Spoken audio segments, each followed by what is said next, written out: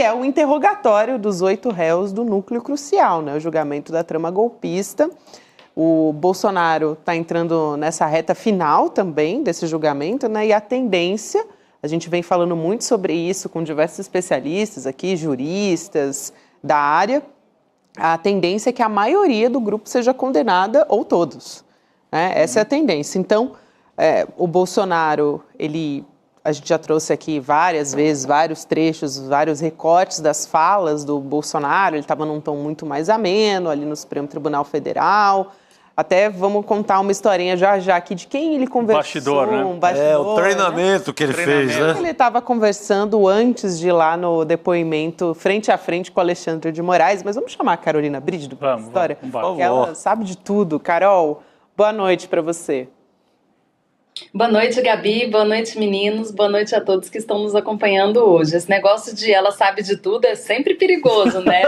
Sempre que você fala isso, vem na esteira uma pergunta que eu não sei responder, mas vamos tentar. De jeito nenhum, Carol. Você estava ali acompanhando o julgamento ali, o interrogatório bem de pertinho, né, Carol? Aliás, desde o começo do julgamento, né, de todos os núcleos, a Carol está acompanhando. Eu queria até chamar um trecho para a gente só retomar a ideia de como estava o Bolsonaro, né? Que era um Bolsonaro, assim, muito mais tranquilo, mais manso do que o que a gente tá acostumado. Treinado pelo Temer, né? Pois é, muito amigo dele, né? Que nomeou o Xandão. Veio aí o spoiler. Então, como o Temer conhece muito o Xandão, disse, pega por aqui que ele vai gostar, faz um agrado e tal. E foi por aí. Vamos ver como é que ficou o temperamento pós-conversa com o Michel Temer, então. Só para a gente relembrar, vamos lá. Não tem indício nenhum, seu ministro. Tanto é que era uma reunião para não ser gravada, um desabafo, uma retórica que eu usei. Se fosse outros 3 ocupando, teria falado a mesma coisa. Então, me desculpem, não tinha essa intenção de acusar de qualquer desvio de conduta dos senhores 3. É isso. Então, depois, essa história, aliás, do Michel Temer, foi o Igor Gadelha, jornalista lá do Metrópolis, que revelou. Ele, antes de ir no interrogatório, ele foi lá na casa do Michel Temer conversar com ele. Aliás, Michel Temer já esteve na vida de Bolsonaro em outros momentos para apaziguar o clima com o Xandão, né? Pois é. Aquele 7 de setembro, né, Rodrigo? Não, eu ia só dizer que se a tática era para ajudar o Bolsonaro, eu acho que ajudou mesmo foi o Xandão. O Michel Temer, sabe aquele treinador que dá instrução para o jogador dele, mas ajuda o time adversário? Foi mais ou menos isso que o Michel Temer fez, porque ele pediu para o Bolsonaro pegar leve, pede desculpas, etc. e tal. O Bolsonaro perde o discurso de que o Xandão é o demônio, que é o que ele espalhou pela base dele, e ficou a base sem entender direito. Afinal, o Xandão não é o ditador, mas você brincou com o ditador, ele fez brincadeira com você, etc. Esvaziou um pouco esse discurso. Então, se foi treinamento do Temer, Gabi, ajudou mais o Xandão e, portanto, ajudou a esvaziar o Bolsonaro e ajuda o Centrão. Não agradou os bolsonaristas certamente, né, Carol? Olha, ele estava irreconhecível, né? Se a gente olhar ali aquele depoimento, estava bem mais manso, não alterou o tom de voz, fez piada, fez brincadeira, pediu desculpa, né? Do tipo, foi mal aí, não foi exatamente isso que você entendeu, porque eu sou estourado mesmo. Então, assim, era um novo Bolsonaro que se apresentou ali no STF. Lembrando que muito pouco tempo atrás, assim, nos palanques, né, da vida e também nas lives e nas conversas com apoiadores, Bolsonaro ele não poupa palavras de baixo calão, inclusive, para descrever ministros do Supremo e a atividade do tribunal como um todo. E aí, quando chegou lá, na frente do Alexandre de Moraes, mandou essa que não era bem assim. Até chamou Alexandre de Moraes para ser vice numa chapa dele. Mas quando a gente vê isso, e assim, o Bolsonaro também ele aproveitou esse interrogatório para poder falar dos feitos dele quando era presidente da República. Então, quando a gente vê esse tipo de atitude, a gente pode analisar o seguinte. Primeiro, ele não desistiu da vida política, né? Por óbvio, porque se ele fala para o Xandão, você pode ser vice na minha chapa em 26, ou seja, ele já pressupõe que ele vai ter uma chapa. Só que o TSE já declarou que ele é inelegível até 2030. Ele está ignorando esse fato. De alguma forma, ele está falando mais manso para o judiciário, mas também está dando um recado para a base dele, do tipo, olha, politicamente eu estou aqui, muito embora juridicamente eu esteja totalmente complicado. Então, essa tentativa dele de falar mais manso no judiciário foi uma cartada final. Porque, na verdade, o Supremo ele não vai analisar a forma como o réu se dirige, se reporta ao juiz. Vai analisar o conteúdo do interrogatório, o conteúdo da fala de Jair Bolsonaro. E, de alguma forma, ele admitiu, né? Porque ele falou, olha, eu perdi nas urnas e aí eu estava tentando um caminho alternativo para continuar no poder, muito embora eu não tivesse tido voto suficiente para ficar no cargo. Ele não quis chamar isso de golpe. Mas é claro, para a Procuradoria-Geral da República, ali na denúncia, ficou muito claro que a PGR entende que quando você perde uma eleição e fica tentando achar um atalho para continuar no poder, isso é sim tentativa de golpe. É tanto que quando o Bolsonaro falou isso, teve aquela olhada mágica, né? Alexandre de Moraes olhou para a PGR do tipo, olha aí o que o cara falou, ele se enrolou. Então pouco importa se ele gritou, se ele falou baixo, se ele ficou em silêncio, se ele conversou com o Temer, se ele conversou com o Tarcísio. O que importa é que na hora de falar, na hora de se defender, ele mesmo se traiu. Porque para ele, para Jair Bolsonaro, talvez ele tenha convicção de que o que ele fez não é um crime. Ele estava só tentando sobreviver politicamente. Só que quando você perde uma eleição e tenta continuar no cargo, isso não tem nada a ver com as 4 linhas da Constituição. Está totalmente fora das 4 linhas, como ele costuma dizer por aí. Nossa, perfeito, Carol. No momento, Ele diz até que isso é coisa de temperamento, né, Chico? Exatamente, é o treinamento do técnico dele, do Temer. A Carol chama atenção para esse momento em que ele confirma o golpe, que ele fala que ali, esgotados os recursos para lutar no campo eleitoral, para questionar as eleições, ele insiste, né, em permanecer no poder. O Alexandre de Moraes até olha assim, né, Carol? Não sei, você fala que ele olha pro Gonê, eu achei que era para quem estava fazendo as notas lá, taquigráficas, sei lá. Parece que foi pro Gonê mesmo. Para dizer, você anotou isso mesmo? Você registrou isso? Será que eu ouvi isso? Porque tudo bem que a gente sabe que foi o que aconteceu de fato, mas o Bolsonaro confirmar aquilo é muito forte para a acusação. Não é? É um presente, né? É um mimo, é o dia dos namorados antecipado pro Gonê. Oi, Gonê. O Gonê recebeu ali na mão flores, presente, jantar num bistrô, aquele clima, luz de vela, foi esse momento. Foi uma beleza. Foi amor demais. Tá aí o que você queria, Gonê. Entregou. Crime amar demais, é isso? Total. Ele se complicou ali, não deu para ele. E o que a gente vê agora dos próximos passos, porque agora acabaram, né, os depoimentos que a gente viu das testemunhas de defesa, testemunha de acusação, depois teve o interrogatório dos réus, aí Alexandre de Moraes deu um prazo, né, ali de 5 dias, um prazo concomitante para a defesa e também para o Ministério Público para apresentarem, assim, uma análise do tipo, precisa de mais depoimento, precisa de mais produção de prova, né, vocês estão querendo que mais testemunhas prestem depoimento aqui? E aí, passada essa fase, aí entra na reta final, gente. O que acontece? O Moraes vai abrir um prazo para alegações finais de todas as partes. As pessoas vão entregar lá, os advogados e também o Ministério Público vai entregar uma alegação final, né, dizendo se é culpado, se é inocente, o que fez, o que deixou de fazer. Ele vai pegar esses documentos, vai elaborar um voto e vai mandar para a primeira turma, para o plenário julgar se essas pessoas vão ser condenadas ou inocentadas pelo Supremo Tribunal Federal. Isso deve acontecer no 2º semestre. Não tem uma data precisa, porque a gente não sabe se a instrução probatória terminou mesmo ou se a PGR e as defesas vão indicar novas providências para esclarecer algum fato que possa ter ficado obscuro ainda.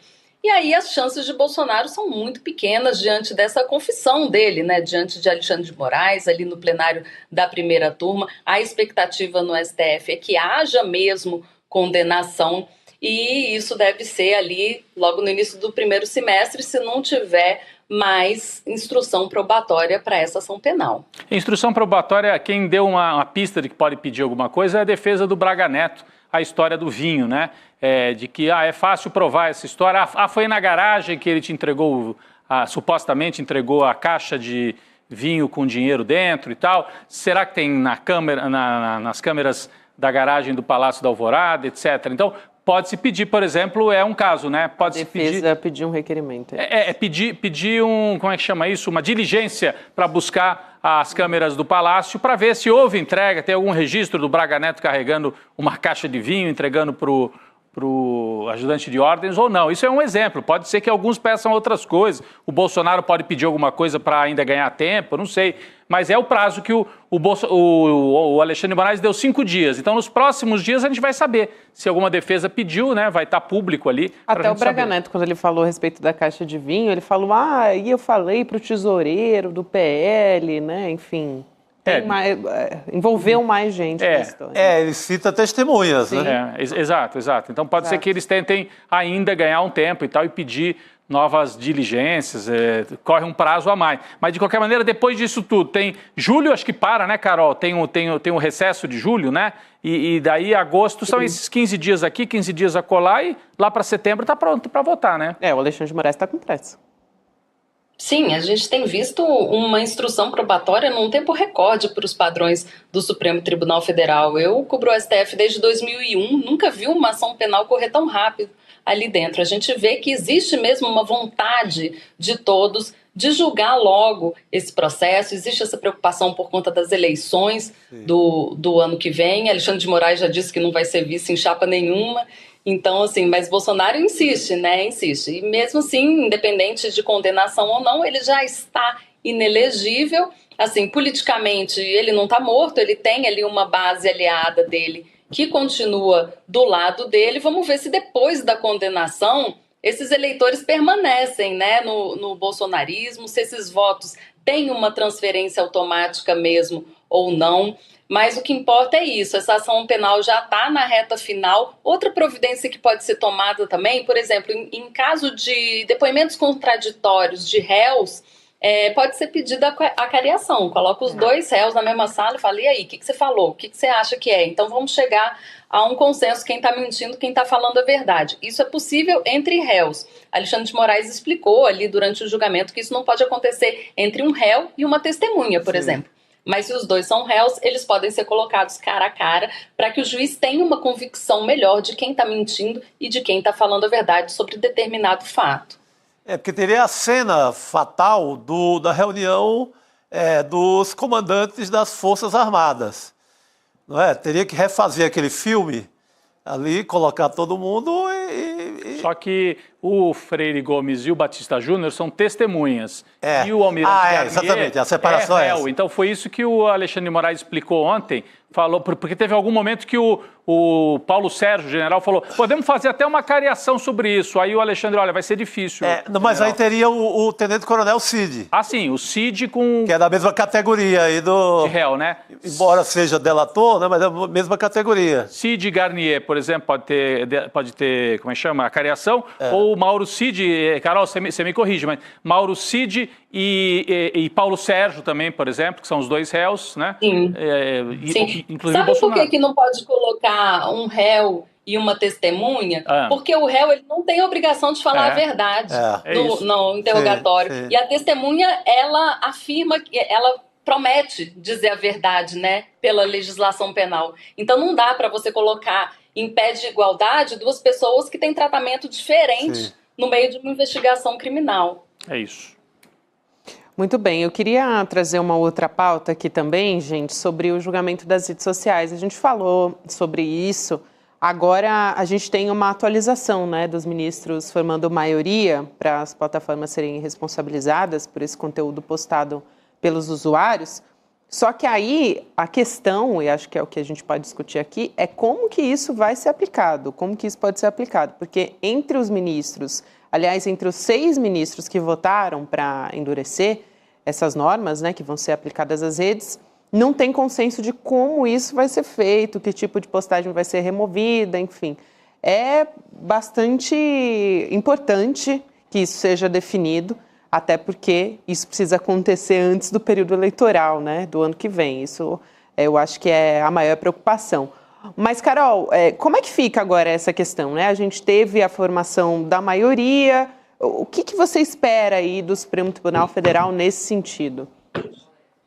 Gabi, e tem uma atualização em cima da atualização, tem maioria mais um. Hoje, Alexandre de Moraes votou também para endurecer a vida das redes sociais. Já tem 7 votos nesse sentido de regulamentar com outras regras a atividade de plataformas e big techs no Brasil, e um voto apenas do outro lado, que é do ministro André Mendonça, que defende que a regra atual seja mantida. Qual é a regra atual? As empresas, os provedores, né, de internet, as plataformas, as redes sociais, elas só são obrigadas a retirar determinado conteúdo do ar se existe uma decisão judicial mandando elas fazerem isso. O que esses 7 ministros do STF querem é que as redes sociais sejam responsáveis por fiscalizar os conteúdos que os usuários postam e, em caso de crime, conteúdo mentiroso, incitação ao ódio, a própria rede tome a providência de retirar o conteúdo do ar. E aí, o que as plataformas dizem? Na verdade, a grande preocupação é o seguinte, elas falam que isso é muito subjetivo, que eles não podem cercear a liberdade de expressão, porque tem coisa, por exemplo, o que é verdade e o que é mentira. A plataforma não teria condição de checar tudo se é verdade ou não. Mas aí o STF diz o seguinte, hoje, inclusive, no voto do ministro Alexandre de Moraes, ele enfatizou bastante, ele deu vários exemplos de discurso de ódio, de difusão de ideias nazistas, por exemplo, que não tem dúvida nenhuma de que o conteúdo é criminoso. As plataformas, por outro lado, falam, não, mas precisa ser uma regra objetiva, porque a gente não tem nem como educar a nossa inteligência artificial para buscar todo e qualquer tipo de conteúdo ofensivo. Então, o que as plataformas querem é que o STF liste de forma muito objetiva, olha, não pode isso, não pode aquilo, não pode esse tipo de ódio, não pode, esse tipo de incitação não pode, esse tipo de crime não pode, seja uma coisa bastante objetiva para que as plataformas tenham condição de colocar isso em prática. Só que a maioria do STF acha que isso é bobagem, assim, que eles têm total condição de fazer isso, porque já faz isso com conteúdo de pornografia infantil, por exemplo. Eles já têm um filtro super educado para poder catar esses conteúdos e remover do ar muito antes da primeira curtida de alguém que estiver passando ali. Então, o Supremo diz que, olha, a tecnologia tem, o conhecimento do que é crime, do que é ódio, isso não muda de país a país, assim, a estação, o Alexandre de Moraes, inclusive, mostrou uma postagem hoje que era de um conteúdo totalmente homofóbico, que estaria postado em uma rede social e que alguém fez a denúncia e o conteúdo continua lá. E é um conteúdo que não tem dúvida nenhuma que é um discurso de ódio contra homossexuais. Então, o que os ministros querem é que as plataformas colaborem com isso de alguma forma, né? E a proclamação do resultado é assim, ó, quando acaba o julgamento lá no Supremo, o presidente tem que proclamar o resultado. A gente decidiu isso, isso, isso. Só que cada voto tem um detalhezinho diferente, sabe? Uns falam que esse tipo de conteúdo tem que entrar, outros falam que aquele outro tipo de conteúdo tem que entrar. Vai ter que tabelar esses votos para encontrar os denominadores comuns e tentar fazer uma regra minimamente objetiva que possa compor ali a proclamação do julgamento. A expectativa é que esse julgamento dure até o fim do mês. Por quê? Ainda faltam 2 ministros para votar.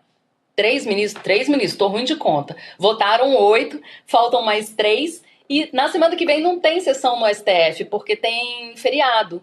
Então, esses outros 3 ministros, né, que são Cássio Nunes Marques, Carmen Lúcia, eles vão votar na última semana desse mês, e aí depois vai precisar fazer essa proclamação, que é tabelar esses votos e ver o que eles têm em comum e o que pode ser retirado. Então, isso deve demorar um tempinho. Pode ser que não termine nesse semestre, porque, como bem lembrou o Rodrigo, tem intervalo, tem um recesso no STF durante todo o mês de julho que não acontecem julgamentos. Pode ser que a proclamação fique só para agosto.